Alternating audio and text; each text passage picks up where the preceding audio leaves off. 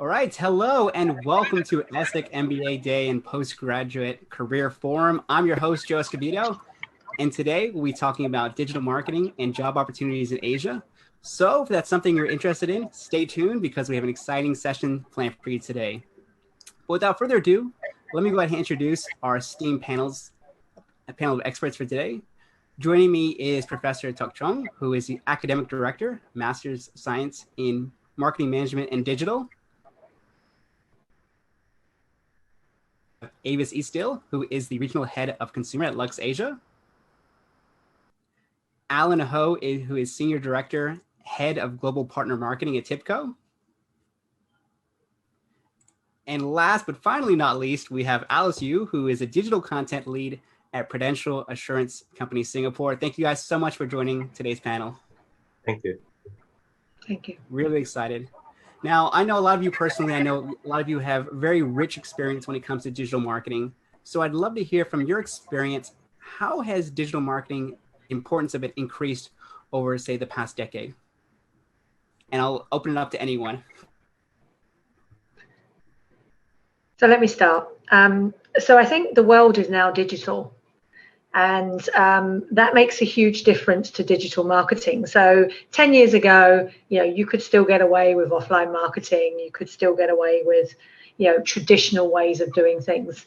But, in the last 10 years, even my dad is now digital. He has an iPad. He can FaceTime. He can SMS. He's 80. So I think what we can see is that digital marketing becomes the way that we access where people are. And as marketeers, for me, we have to be where people are. We don't get to choose, they get to choose. So when the world's digital, you have to be digital when you're marketing.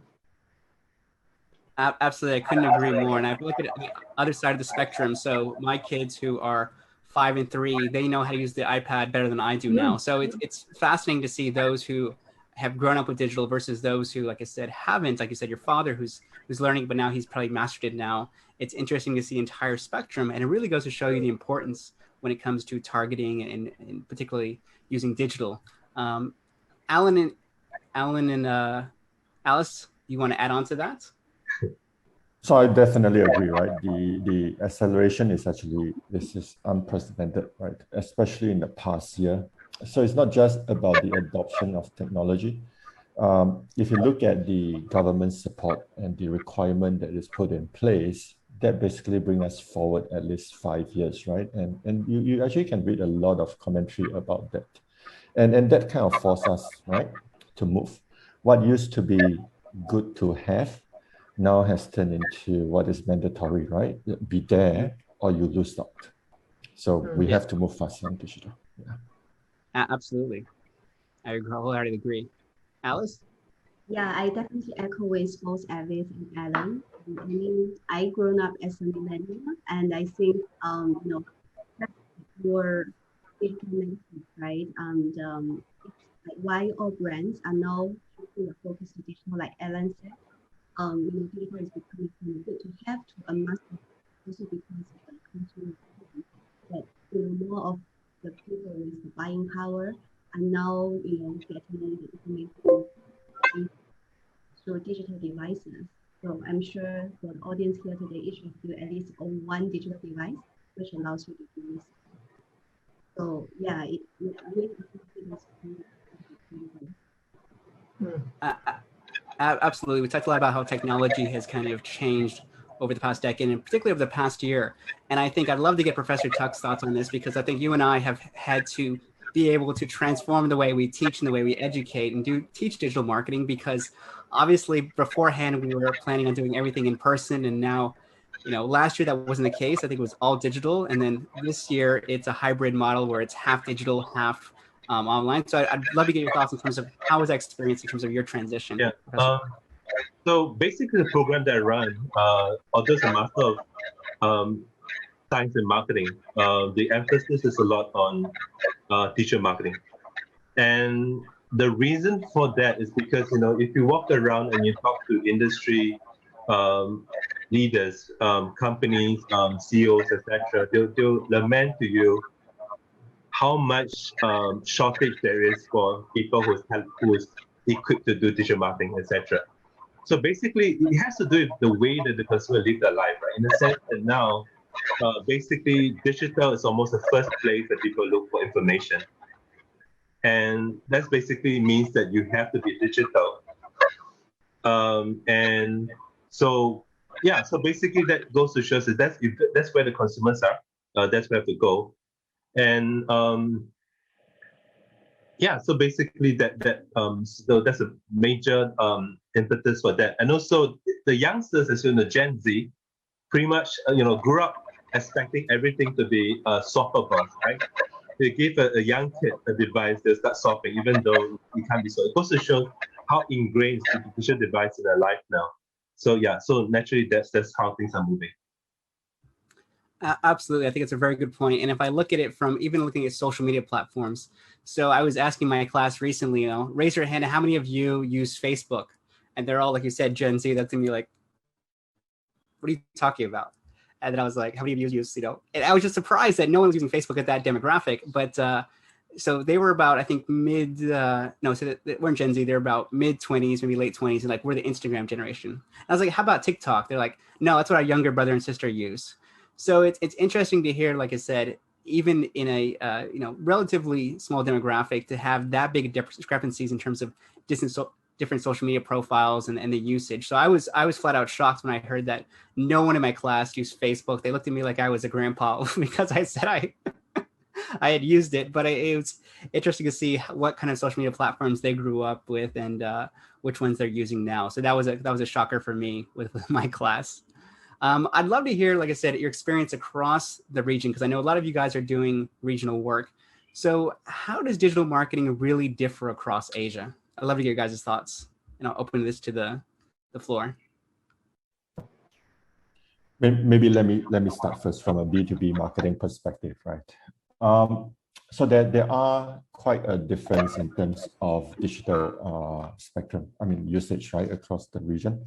If you look at the traditional market who are fairly comfortable with digital, is the market like Singapore and Australia, a little bit of India and whatnot.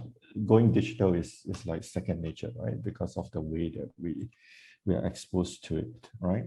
China is really high in penetration. But if you look at traditional countries like Japan, right, that tends to be slower in nature because culturally they tend wants to be face-to-face. Human interaction is important. But the big shift is this. The big shift is actually COVID-19, right? What they realized that traditionally you actually have to hand in a printed invoice. Now they cannot do so the moment it got locked down. And that impedes the business, right? And now you're beginning to see people are more receptive to start moving digital, right? At the end of the day, right, the whole region are moving towards being more digital. It's just that one country do have some cultural circumstances, right, that slow them down a little. But I think going forward, right, there's no doubt, right, how from an Asia Pacific perspective, every single country will be on board. And it's a very interesting point, Alan, because you think of Japan, you think of, very technologically advanced consumer electronics and things like that. But then on the flip side, you talked about, because it's a lot of the face-to-face interactions, they actually maybe are not as sophisticated or mature when it comes to digital and digital marketing. So I thought that was quite fascinating. And then you brought the contrast of China, which is obviously very, very sophisticated. I mean, some of the stuff they're doing with WeChat, it blows away anything else in the Western world. So I think it's fascinating to hear, how much that differs depending on the cultural nuances. You talked about meeting face to face. I'd love to hear from other folks in terms of what are some of the differences they see doing regional marketing. If I may, Joe. So some years back, I was with a research institute that look at consumer behavior across Asia. So one of the things that we do is actually look at online behavior in different Asian countries. And I know some colleagues still disagree with me that what I found is that we tend to amplify our behavior online, those behavior that we do offline.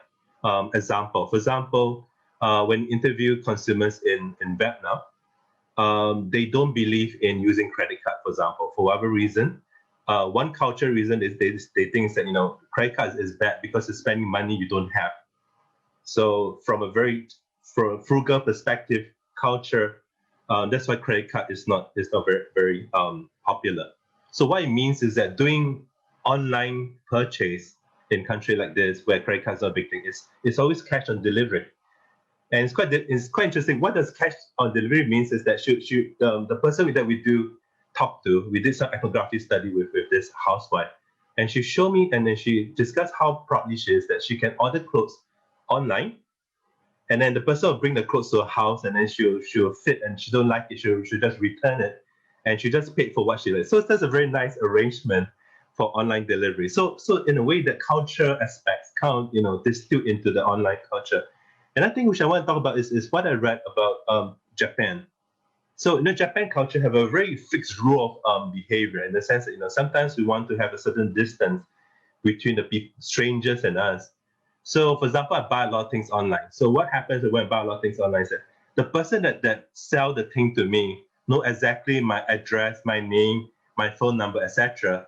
And I can't know who sells that. But in Japan, they have this arrangement that someone go to let's say a convenience store, retail outlet, that they just pretty much print out the label and deliver something to the buyer. So basically, the buyer have no idea who he or she sells to, and vice versa. So in that way, you can't keep this social distance between the seller and buyer. So these are some examples that I think definitely the cultural context will affect how online behavior is in different countries.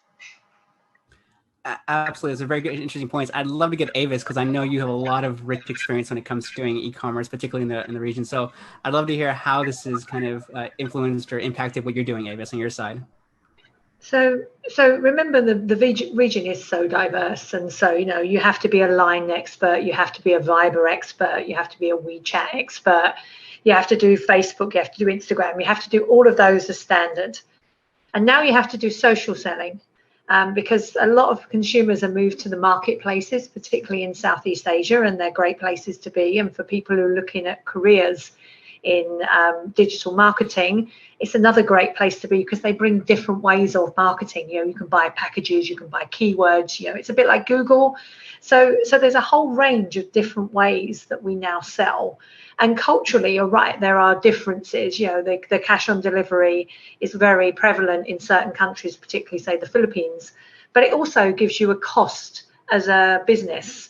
And I think what a lot of marketeers need to think about is the balance between the sale and the cost of the sale. So the cost of acquisition and the cost of repeat. And can you actually afford to do all of that and make money at the end of it? Because I think that's the joy in marketing. Actually, all the complexity of Asia is fabulous, if you ask me. I mean, much more interesting than Europe. But it does bring complexity, and that also brings cost and difficulty to make returns. And so, you know, getting audiences into your e-com or into your stores, because digital marketing is still a valuable store thing, is very important. And doing it at pace and learning is actually the reason why digital marketing is a fun place to be. You know, the rest of it can be quite theoretical, but when you're in the middle of it, always having to move because the consumers are move, and understanding what the latest trends are is very important. And understanding the data becomes extremely important. So, you know, if I look at our experience in Luxasia, we're a beauty distributor. COVID comes along where you can wave goodbye to lipstick sales because everybody's wearing masks. So you have to immediately change, and we're into skincare, we're into eyes. So you know, huge amount of different things happen every day within the digital markets, and I think that's why it makes it a really great place to be. Absolutely. I think for anyone looking to enter this industry, as Avis and Alan and Tuck mentioned, there's a lot of exciting dynamics that go on in the space. It is quite challenging, but there's tremendous opportunities. And I think, to your guys' point, well, one thing that a lot of people forget about if they're just new to digital marketing in Asia is that it's really kind of an oxymoron, because digital marketing really differs greatly from market to market, and even within a specific country. So I was in China for 5 years, and there was even regional marketing within China.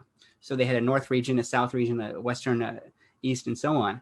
So even for them, each region, each pocket within China was an entirely different market. The language, the culture, Everything was extremely different. So I think that's something you have to keep in mind. And that happens a lot.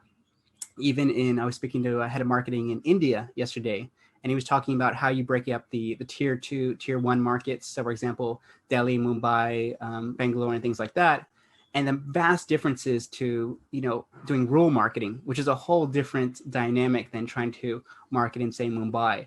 So I think all these things you have to consider when you start doing digital marketing is that, look, there's no such thing as regional, but you have to break it down into specific markets and find the overlap, and then find the common places within even each even locality. So I'd love to hear Alice, because Alice is kind of in a different space. She's focusing on Singapore. So I'd love to hear from your point of view, Alice, how do you kind of break up the regional or different personas? Because I know in the industry space, they do this quite well. I just enjoyed hearing all you guys talking about the trends, and I think I echo with a lot of the points here, like localization and also data-driven. I think these are definitely the key focus areas. So for me, I focus on Singapore market only, but recently, I think starting from January, we start to work on the regional campaign as well. So if you happen to see Prudential's Instagram and Facebook, Twitter, you will see this pretty K-pop star face. So they're from this band called Super M, and we're working with them to promote the idea of we do well together, right? So although this campaign was led by regional, but when it comes to different local markets, firstly, when we get all the assets from regional, we need to do the localization in terms of what kind of tonalities and what kind of topics more appeal to our local customers. And also, when we will also need to think of some localization of the campaign. So Singapore is lucky because we have a pool of Gen Zs who are K-pop fans, but still, need to think about, besides Super M, what else, how can we leverage some of the local KOLs to drive more people to participate or to engage with the campaign. So I feel that, maybe in comparison to the older days, whereby, each of the market just repeating what regional is doing, or, just copy pasting from regional. Now there's definitely more localization. And it also boils down to your local market's KPIs, right? How you are going to bring in business values by taking whatever asset that regional office is giving to you. And sorry, I feel so excited when you guys talk about China, because I was from China originally. So this is my 13th year in Singapore, and I still been keeping an eye on China marketing trends. And I definitely echo with Joe that there's a difference between the different territories. So, for example, for the live streaming platforms, so in the north side of China, we have the saying called 南抖音北快手, right? So Nan is like the southern part, and here, like most of people, when it comes to live streaming, they use TikTok, which in Chinese called Douyin. And then in the north side, which is towards Harbin and Beijing, they actually use another platform called Kuaishou. So for marketers, and brands, if you want to enter China markets, you need to know the consumer behaviors and the preferred platforms at different regions. And I guess that's also a sort of localization in terms of, because China is so big. Absolutely. I appreciate you sharing that, Alice. As a Beijing boy myself, I can definitely relate to kind of the differences between North and South. And it's just a vast difference. I think a lot of people forget when they're doing digital marketing. So I really appreciate you guys sharing that. One thing I'd love to get your guys' thoughts on is looking at 2021, excuse me. What are some of the trends you see in digital marketing this year? I know it's a tough one.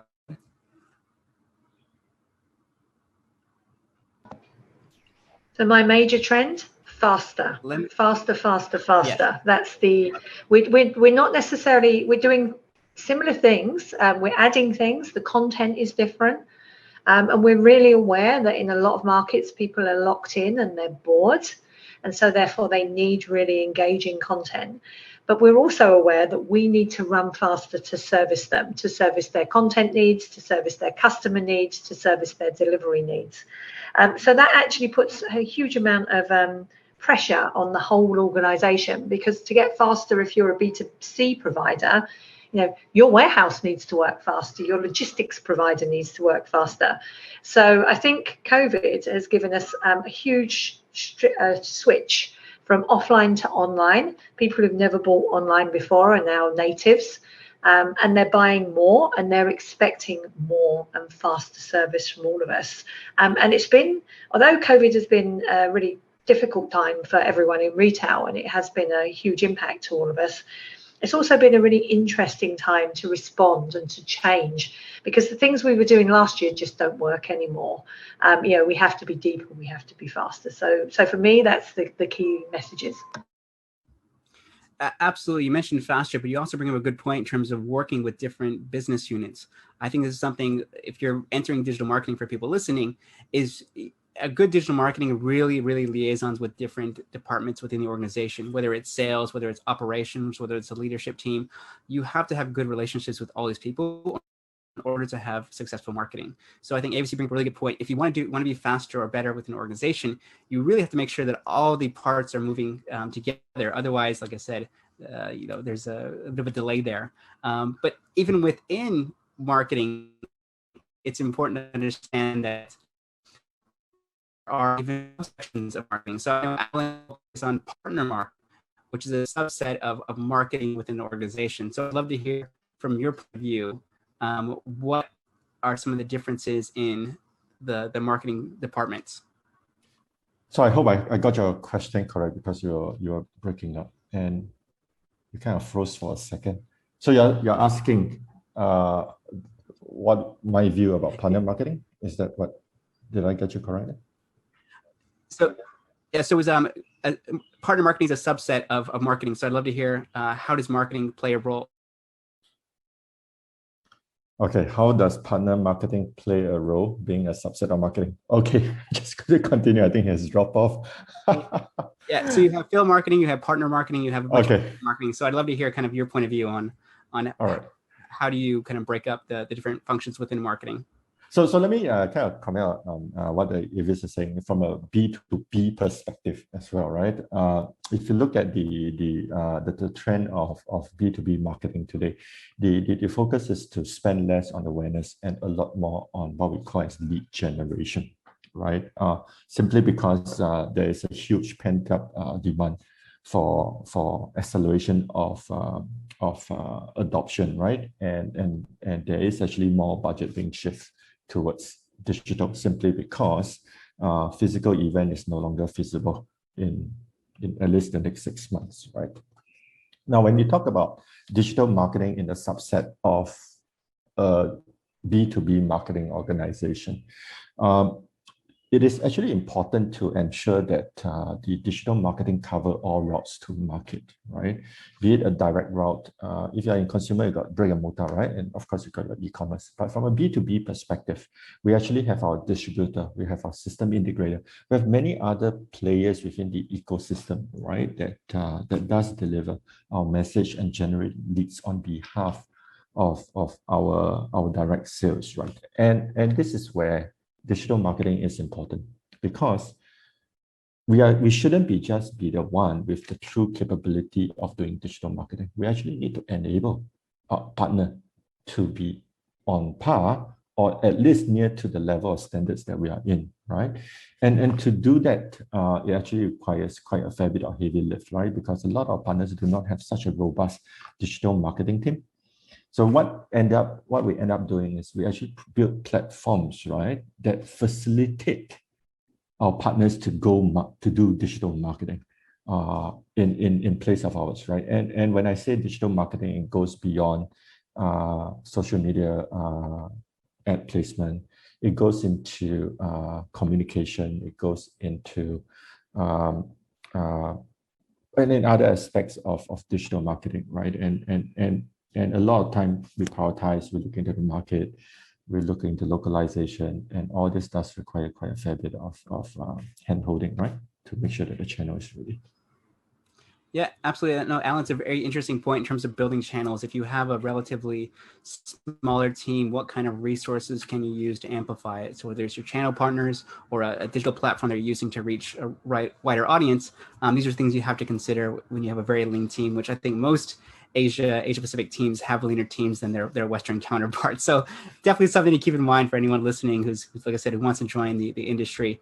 I'll leave it open if Alice and Tuck want to weigh in on what they see as kind of the trends this year in digital marketing.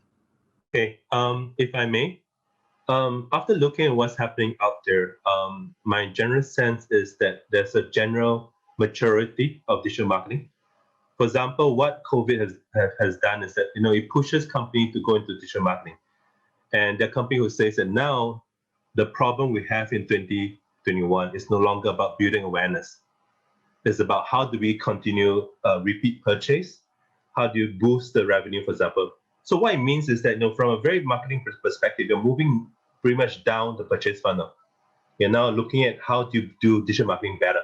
It's not just about shouting about your brand. It's about how can you be more sophisticated by using data analytics, for example, to position your product, for example, better. And so there's a talk about, not just about influencer marketing, but also micro-influencer, in the sense that you're no longer interested in just someone who has a lot of followers. You might be interested in people who, influencer who are more targeted, but on the segments they're interested in, for example. So generally the trend, to sum up, there's a lot of things happening, but basically, the trend is that now companies are getting more sophisticated in the way they do digital marketing. Thank you. Absolutely. Alice, you would like to weigh in on that one too? Sure. So I actually just gave a talk to another agency, regionals team last week. So I actually raised up a point that, when people think of digital marketing, they will think of buying ads or awareness campaigns to acquire as many leads as possible. But many times we also forgot about digital marketing's role in retention. And I actually attended this course by Reforge. So it's funded by, a lot of growth marketers from, world's kind of biggest unicorn brands. So the thing I learned from there, actually retention is one key measure that determines the success of your brands. Because I mean, for digital marketing, it's more sort of touch and go. So maybe you'll be able to acquire a lot of leads in a very short period of time, due to your creative ads or, lead acquisition campaigns or promotion. But how can you also optimize the user experience, customer experience, personalized messages, instead of sending the same EDMs to everybody? How can you customize your messages to each of them to retain them and build the brand love? I feel it's also, something that digital marketers should focus on.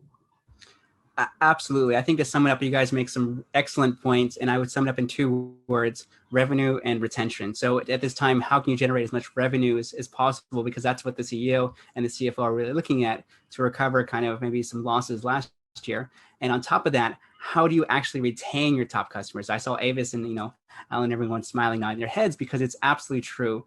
When you think about customers, you have to think of the lifetime value of a customer. You don't want them to purchase one time, you want them to purchase multiple times over a period of years or decades and so on. So these are all keywords. If you're listening and you're having job interviews and you're wondering what do senior leaders really matters to them, I think those 2 keywords are extremely important right about now. So we're going to switch gears a little bit, and we're talking about digital marketing as a career. So I'd love to hear from each of you. How did you really get started in digital marketing? And I'll go ahead and start off first, because right now I'm focusing on content marketing. And I started my career as a journalist many, many years ago in Beijing. So writing tons of articles, doing interviews. That was how I started. It was pre-internet, so it was a lot of it was all print. We had a magazine we published, and as time went on and platforms started to emerging, we started leveraging the same thing. So it was like blogging and social media, but it was all the skills that I had acquired as a journalist. Even what I'm doing now, I still can tie back to 15 years ago when I started as a journalist, applying some of those communications, written skills to social media, copywriting, and so on. So that's my quick one. I would love to hear from you guys as well too. How did you guys get started in digital marketing? I'll go with Alid first. Myself? Okay. Actually, I didn't start as a marketer. I started my career as a programmer. I was a consultant for data warehouse. I was very focused on data, right? Building data, looking at how do we analyze data and apply back then We call it business intelligence, and now we call it advanced analytics. They are almost the same thing, right? It's just have a different name, right? In fact, my background in data actually kind of got me interested in digital marketing, right? And that was about 15 years ago, right? And that's how I transited. In fact, it was by fluke. Back then, I had the opportunity, and an offer was given to me and said, hey, do you still want to be a consultant, or do you like to move over to the marketing department, right? And I took the leap of faith and never looked back since. So here I am, a marketer. Yeah, I think it's great because it's a good lesson for anyone who wants to switch to a different role. Having those transferable skills, like you said, because you were a programmer, you had those IT skills. Now, a lot of your background, if I look at it, is in the tech space. So you're doing marketing, but it's tech marketing, and I think you're able to excel not only because of your high EQ and things like that, but also because of your tech background. So I think that's important for people listening, is having those transferable skills. How can you apply what you were previously doing to your current role? Awesome. Thank you so much, Alan. Avis, love to hear your thoughts as well. How did you get started in digital marketing? So likewise, I'm an accidental marketeer.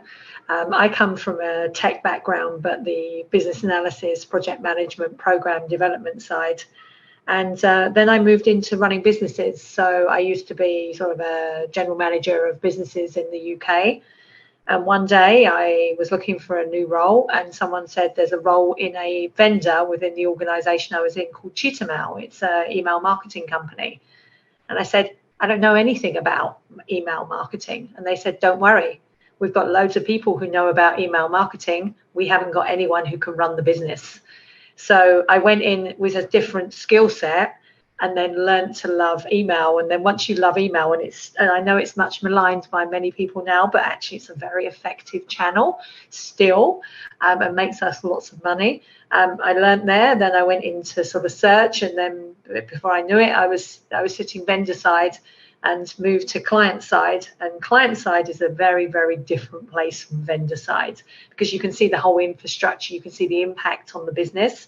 Whereas when you're vendor, you tell them the story and then they go and do it, and hopefully they stay with you and they retain. When you're here, you do have to do that thing where you have to work with everyone in the organization to make your marketing really effective. So yeah, accidentally into digital, and it was a very good accident for me. Absolutely. And I think, once again, your background in general management has definitely, I think, hopefully helped you a lot, because even when I first met you, I think that was one thing that I was really kind of wowed about, someone who knew digital marketing, but also knew operations, knew logistic. And I was like, how does a digital marketing know all of these things? So now I've connected the pieces. It all makes sense. Your kind of general management background, applying that to marketing. And then, like you said, putting all the pieces together and seeing how they all fit. So thank you so much, Avis. Once again, I'd love to hear Alice and then Professor Tuck. Oh, okay. Looks like a lot of us are actually accidental marketers. So I'm another one. So I came to Singapore on a scholarship to study chemistry at NUS. So I guess was doing well a bit more in science. But I had an opportunity. So I was reading a newspaper when I just came to Singapore, and I saw this ad. They're looking for student journalists. So accidentally, I started writing for one of the biggest local Chinese newspapers called Zaobao here in Singapore. So I started writing, then starting from student journalist to like a special journalist, and I wrote a lot of articles in Chinese, like Joe, I think you wrote a lot of articles in English. So I guess the starting point that makes me feel that I like marketing and communication more. I like storytelling in comparison to playing with flasks in the laboratory.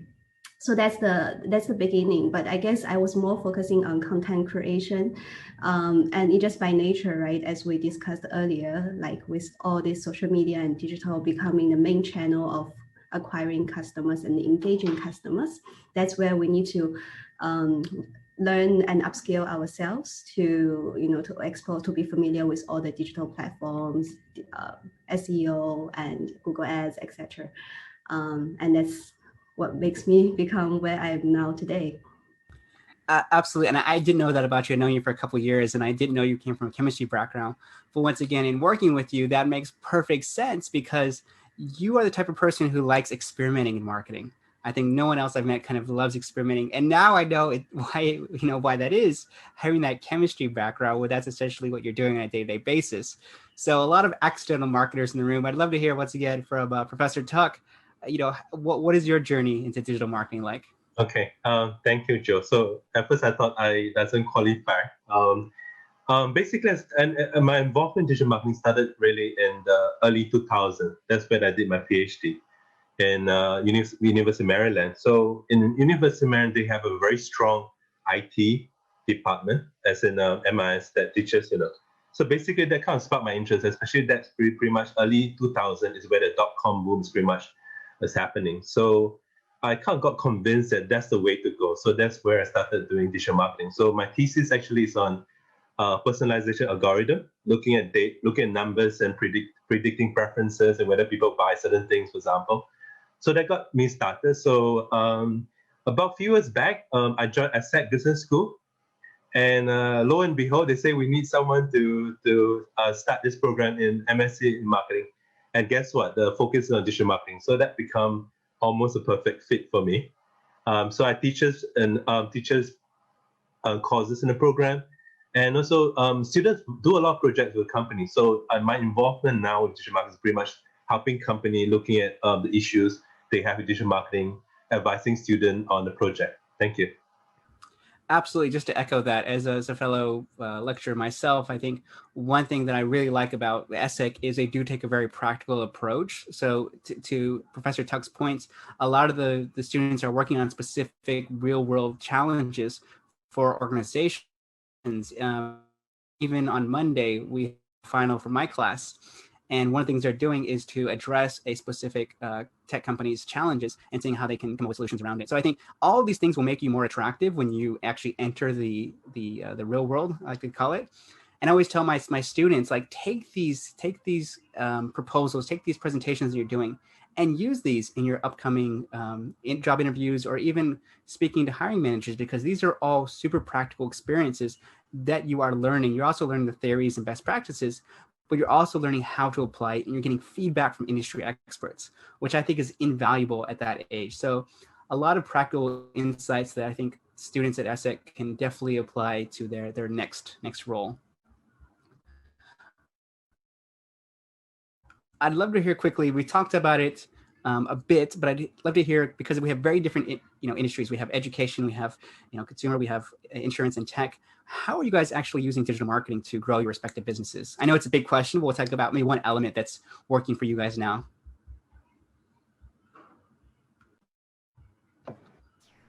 So for us, it's automations, hitting people at a point that's been triggered by some sort of data. So whether it's they've signed up or they've made their first purchase or recent purchase, or they should be running out of a product, the automation landscape really helps us personalize messages at a point when people are most responsive. And what we can see is they are more responsive to those messages. So they tend to open more, click more, they tend to engage more, and they tend to purchase. So to me, I think that ability to take, small groups of people or to individual personalization, that for me is the thing that really makes a difference. Absolutely. So we heard personalization is working out quite well for Avis and her team. Alan, would you like to share a little bit about what's working for you and your team? So we are focusing a lot of what we call as account-based marketing from a B2B space, right?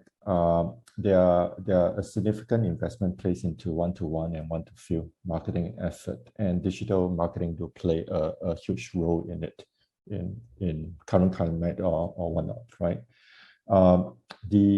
The difficulty is actually identifying the right account, and this is where you get the propensity to buy data, right? Like what Avis is saying, from B2B space, we also look at where are the touch point and trying to find a narrative, right? The more touches, does it equal to more interest? Does it equal to higher propensity to buy, right? So we do a lot of analysis on this front, even in a B2B space, account-based marketing perspective.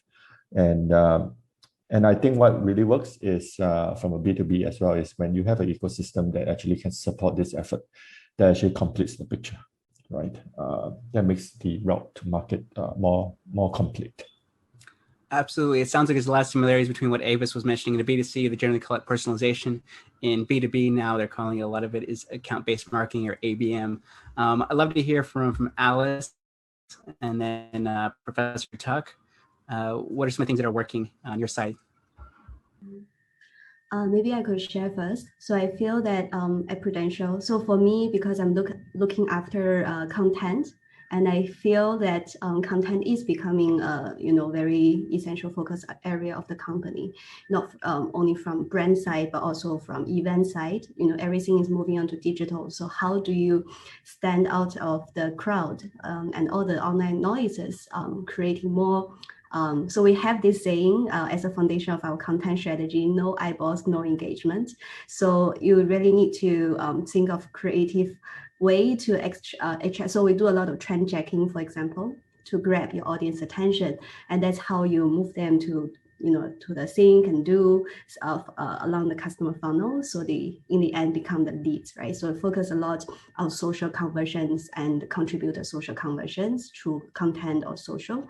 But I feel that, there's also concurrently, we have team working on the market side, regarding personalization and, programmatic ads buying, etc. So I think it's really working hand on hand.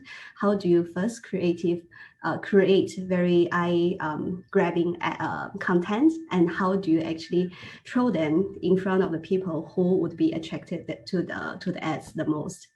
So yeah, that's what I have observed. Definitely. And remember that eyeballs and then engagement. I think very, very lovely quote.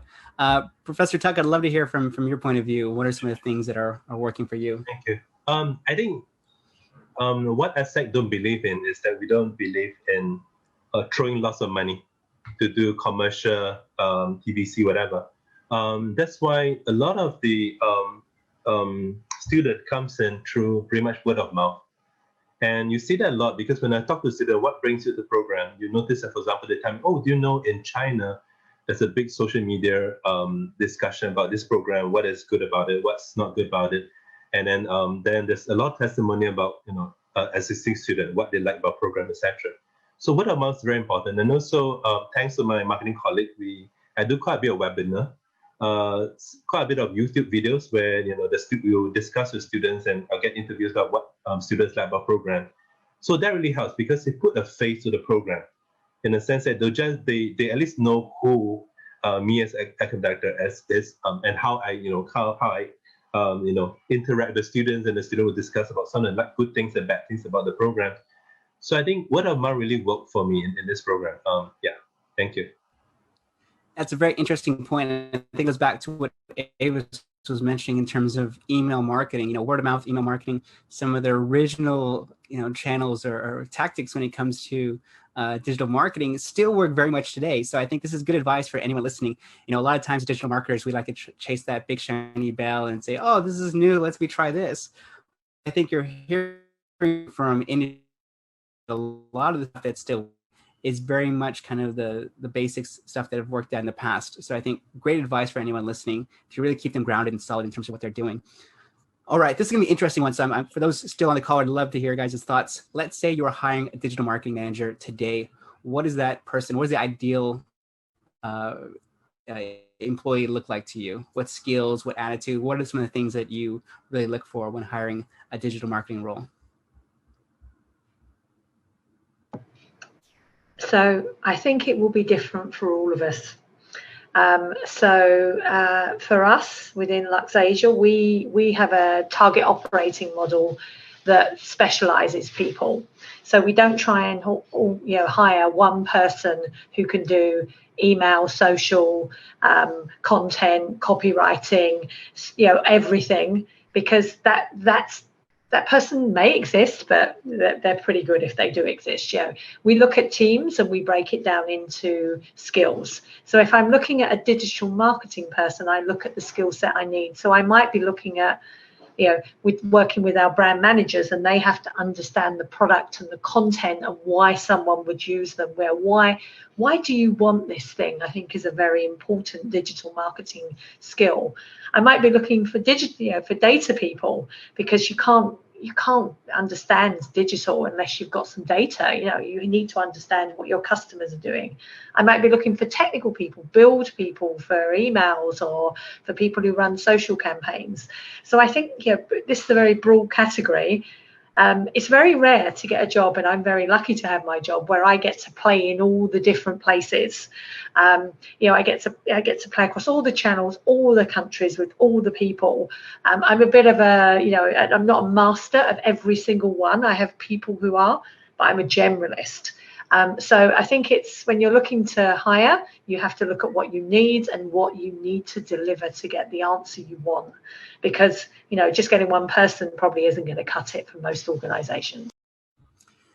Absolutely. I think this should be relief to anyone listening. You see a lot of the job descriptions, and they're looking for the Superman or Superwoman of digital marketing. They want everything under the sun, and pointed out, it's really, really tough to have every single one of those skills, if not possible nowadays.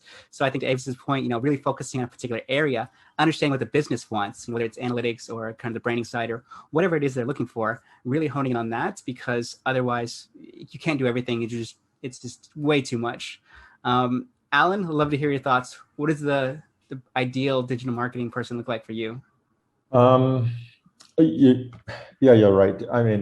I think everybody agree that you cannot find a Superman or Superwoman that does everything, right? But I think the baseline, I would say, is as we move, data awareness is actually fairly important, right? It's very important to understand how to interpret data, right? Personally, I think that is the baseline. But on top of that, right, beside the normal marketing skills that you tend to need, I would say that the ability to work with others, right, especially connecting the dots, right, in between business functions, is fairly important. It's like what Alice is saying, right? From not just about acquiring new customers, it's about retention, right? And this is the full customer journey, right? To achieve a high lifetime value, right? And digital marketing has a role to play across all the full journey, right? Be it just to maintain relationship, to renewal, to cross-selling, upselling, and there's a lot of part to play. And that ability to connect the dots and working with different departments is quite an important skill set to keep it going, right? And to reduce conflict, if there is, right? So this is my take on it. I think that's a great point, Alan. I think we forget a lot of the interpersonal skills are extremely important in what we do in digital marketing. Like I said, working with different departments and things like that will not go away anytime soon. So you got to have those skills. Otherwise, you're really facing an uphill battle. Really great points. Alice, hand it over to you, and then Professor Tuck. Sure. So I'm actually looking forward to content interns. Hopefully I will be able to get one next week. There we go. So, right. So I actually just finished reading this book. So it's a very interesting book. It's actually a collection of all the notes written by David Ogilvy. I'm sure all the marketers have heard about his name. So this book is called Unpublished David Ogilvy, with a collection of all his notes written to friends, colleagues throughout his life. So I read this interesting note he wrote to his hiring managers that always recruit people that is smarter than you. Always recruit people who can do something that you cannot do. And I really believe in that. And I mean, nowadays, I'm not sure about the other brands, but for us in the insurance sector, a lot of us are looking into entering the younger generation because our current customer base are a bit towards the elder ones. And, with the Gen Z, Gen X, they are moving, growing and becoming the new customers. How are we able to establish our relevance within this new segment? So that's why I feel like, even university students or polytechnic students, they are better than me in TikTok. Actually, I just created my first TikTok last week, so it's very outdated for me. While you're talking to them, I think another spirit I'm looking for is the spirit of experimentation. And that's maybe because I'm a chemistry student. So they're willing to innovate. They don't be afraid to speak out and try new ideas. And, even there are some skills they do not know. I know I can share with them, but I'm also looking for the skills they have, which I can learn from them as well. Excellent. Thank you so much, Alice. I really appreciate you sharing that. Professor Tuck, what does your ideal digital marketing person look like? Okay. When I teach digital marketing, I always tell the student, when I teach you digital marketing, the focus is not on digital, it's on marketing. So the way I see digital marketing is that, by the way, I fully agree with all the things you say. Basically, digital marketing is just marketing pretty much on steroids, right? In the sense that what digital has done for you is that it makes things move faster. It helps you to collect data faster, easier. It helps you to measure what you do. So I always tell the students that, tools aside, it's important, of course, to have the student to have a basic understanding of the tools out there. But tools aside, it all falls back to basic marketing. So that's why I think that it's important to, when we teach a student, really teach how to be good marketers. Things like brand management, things like how do you measure, how do you do marketing research, for example. Because like it or not, end of the day, it all fall back to this brand management marketing research by using the tools you have. And I told them, don't be too fixated with tools because tools are going to change overnight. Always come back to the basics. So basically, what they look for digital marketers, apart from a awareness of the tools, is pretty much what makes a good marketer, right? So all the things that everyone says is valid. Being interested, know what customer wants, and know how to engage consumers, etc. How to work in teams. I fully agree with that. Thank you. Absolutely. I will add two more. Like I said, the panelists come with some very, very good points here.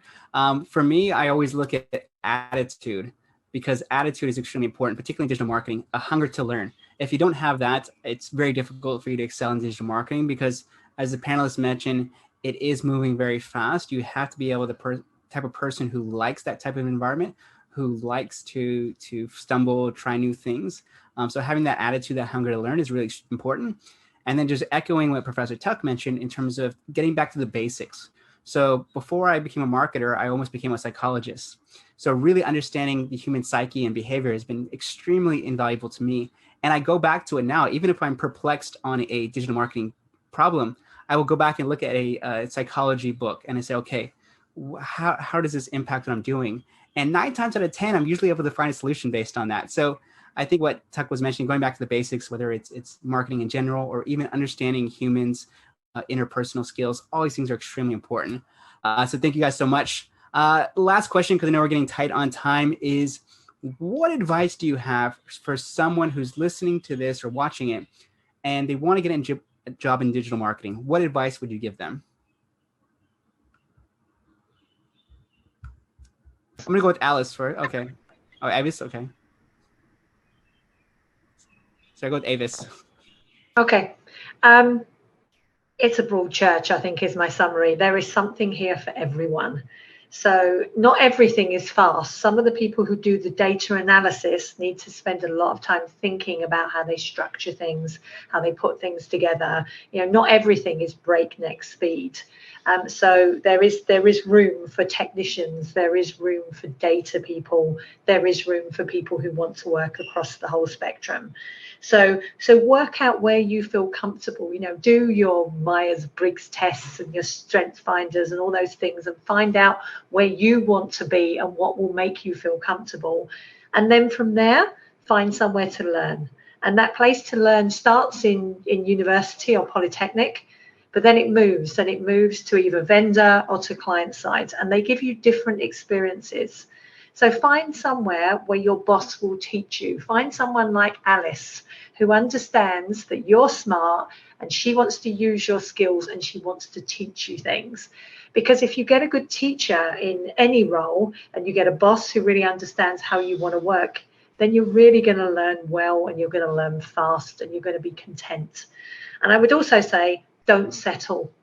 It's really important that you keep your learning journey going and that you keep enjoying what you're doing. And the point you stop enjoying what you're doing, you can make career changes. I've made career changes. Alan's made career changes already. We come from very different backgrounds. You're not stuck with this forever.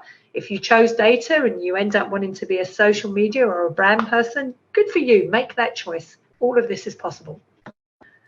Absolutely. I just want to quickly echo that before I get there, team members, is finding the right mentor or boss is extremely important. Something I didn't realize till I was later in life is where I had the biggest growth professionally is bosses, leaders who understood my skill set, my value, and really pushed me. I think without those people in my life, I probably wouldn't be able to do what I'm doing now. So thank you so much for that, Avis. Alan? Well, so this is tough, right? And then I will say this, right? Just find an entry point, right? And focus on those things that you're interested in, right? Pick a industry that you it's close to heart, that you can find passion on, right? And try to network as wide as you can, right? Talk to people, right? So, sometimes you do not know, right? That one of the reasons why I love to do such program like being in a panel is actually get to hear my peers, right? My senior, my junior, on how they do things, right? And I myself is learning, right? So I think for anyone who wants to go into this, right, try to get to know as many people as you can, find an entry point, focus on industry that you love, that you have a passion on, right? And that will grow, right? And you'll decide, 5-10 years down the road, whether is this for you, right? If not, no problem. Just change your career path. Wonderful. Thank you so much, Alan. Alice, and then Professor Tuck.